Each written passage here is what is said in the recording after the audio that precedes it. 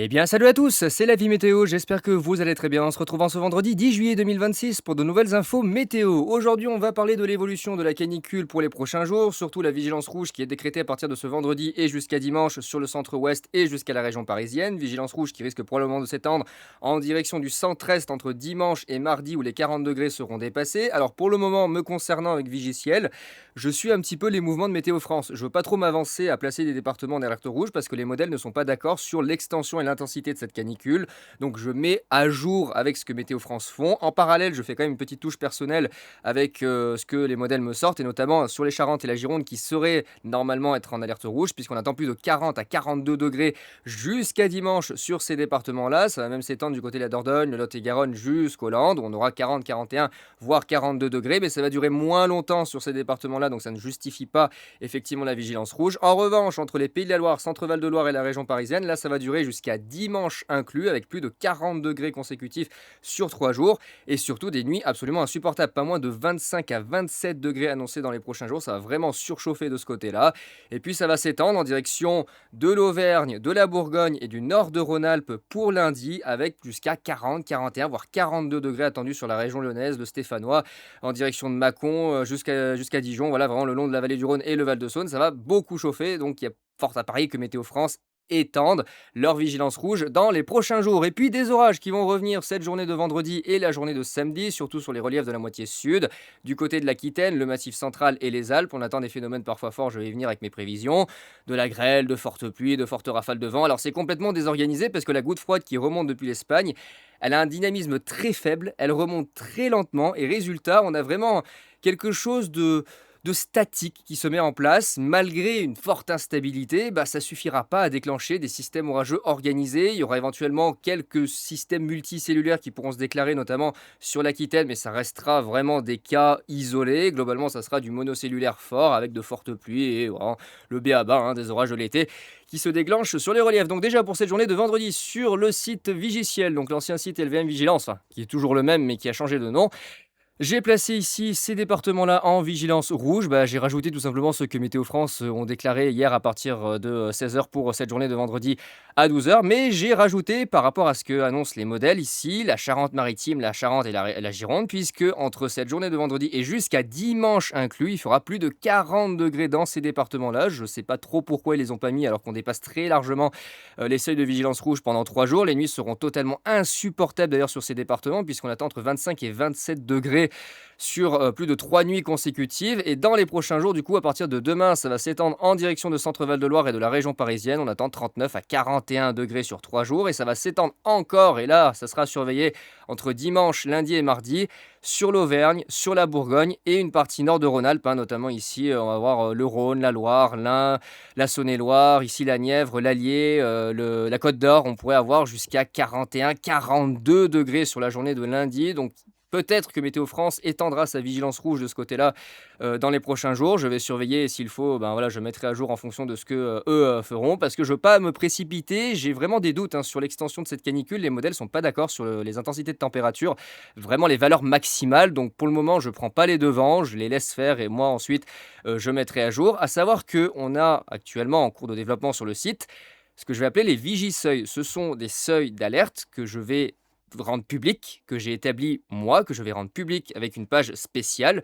Et ça sera des cartes interactives. Vous pourrez consulter les valeurs en fait auxquelles je vais déclencher les alertes. Donc ça sera plus Météo France, je vais plus dépendre de Météo France et éventuellement des mises à jour. Ça sera entièrement mes seuils basés sur mes connaissances, sur voilà mes analyses climatiques depuis 10 ans, sur les habitudes de certains départements. Voilà, par exemple, Mistral et Tramontane en Vallée du Rhône, bah, ça exigera des vigilances jaune vent plus élevées que des vigilances jaunes du côté de la région parisienne, par exemple. Pareil pour la neige, ça sera plus élevé sur les Alpes que sur le nord du pays où ça sera des seuils plus bas. Voilà, vraiment, j'ai adapté les seuils en fonction de la climatologie de chaque département, des données météo au moins des 25 dernières années, surtout les 10 dernières où on commence à avoir vraiment de gros changements sur l'intensité des phénomènes, pas forcément sur la répétabilité, hein, on n'a pas forcément plus d'orages, pas plus de tempêtes, hein, ça c'est ce qui a été dit. Effectivement, on le voit bien, mais les phénomènes sont de plus en plus intenses, donc j'ai rehaussé un petit peu certains seuils de façon à s'adapter à cette nouvelle climatologie. En France, donc ça c'est pour la canicule, hein, il va faire à nouveau très très chaud, et encore une fois une nouvelle vigilance rouge hein, sur le nord-ouest du pays. Étonnamment, bah, le sud, vous sortez de la vigilance orange, et oui, les températures vont repasser sous les 37 36 degrés pour les prochains jours. Ça va même redevenir plus respirable près vraiment du littoral où on aura entre 32 et 34 degrés. Et c'est vraiment le nord-ouest du pays qui en prend plein la gueule cette année. Et c'est dire à quel point c'est un petit peu le monde à l'envers parce que normalement, dans les prévisions de base de 2050, c'était plutôt le sud-est qui était visé par des températures de 42-43 degrés. Pour les fameuses prévisions d'Evelyne Delia en 2014, il faisait 43, Nîmes 42, voilà, je sais plus par là, il faisait des 42. Et là, bizarrement, c'est complètement l'inverse. C'est le nord-ouest qui surchauffe plus maintenant dans les canicules que le sud-est.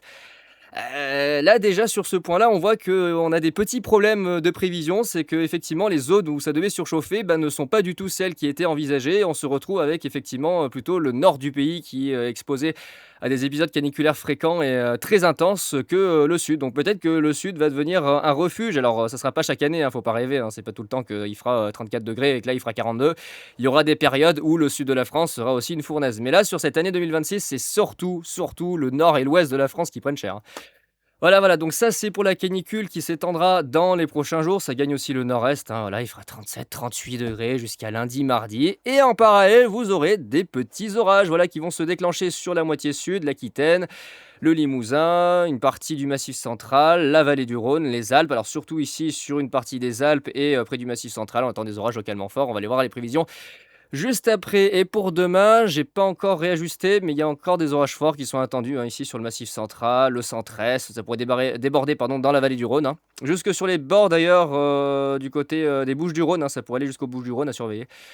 Avec de fortes pluies, ça sera des orages vraiment orographiques, un classique d'un mois de juillet. Ça va démarrer sur les reliefs, ça s'étalera dans les zones de plaine. Il y aura peut-être les courants de densité des orages qui pourront reformer des cellules éventuellement dans la vallée du Rhône, mais les prévisions sont assez réticentes. Donc voilà, j'y suis allé vraiment avec beaucoup de précautions sur les prévisions et j'ai préféré pas trop mettre de risques élevés vis-à-vis des orages forts.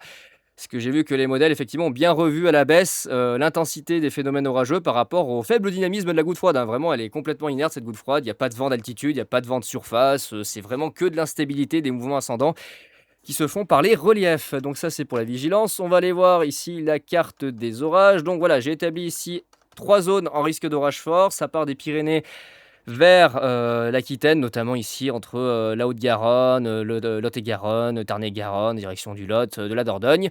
Une partie entre ici la Haute-Loire et l'ouest de l'Isère, incluant le nord de la moyenne vallée du Rhône, hein, nord de l'Ardèche et nord de la Drôme. Là, on pourra avoir des orages qui vont déborder en flux de secteur ouest vers ces secteurs-là avec beaucoup de précautions parce que les modèles, là encore, ne sont pas d'accord sur les débordements en plaine, hein. Certains restent bloqués sur les reliefs quand d'autres, ils vont à cœur joie du côté de la Drôme et l'Ardèche avec de gros orages stationnaires bien pluvieux et bien électriques.